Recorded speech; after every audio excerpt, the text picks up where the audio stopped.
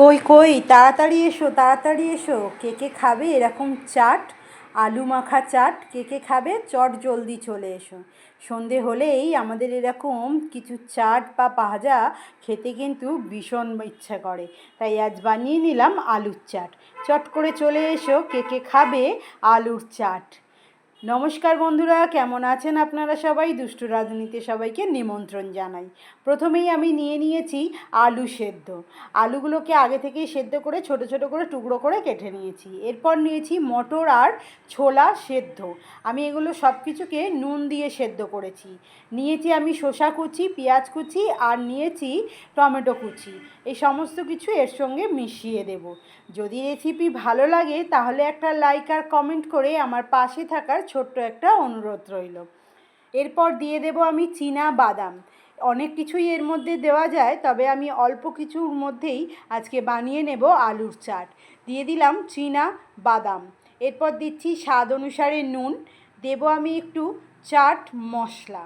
চাট মশলাটা দিলে এই আলুর চাটটা খেতে আরও ভালো লাগে, তাই দিয়ে দিলাম একটু চাট মশলা। দিয়ে দিচ্ছি আমি ঘরে তৈরি করে রাখা ভাজা মশলা।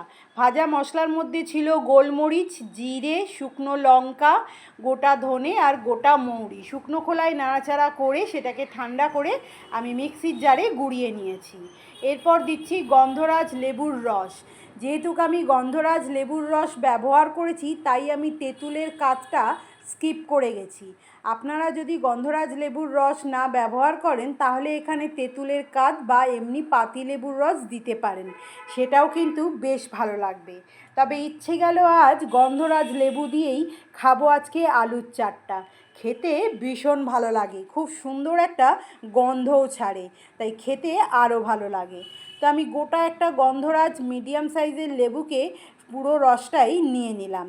এরপর আমি এই সমস্ত কিছু উপকরণকে একসঙ্গে বেশ ভালো করে মাখিয়ে নেব একটা বড় চামচের সাহায্যে।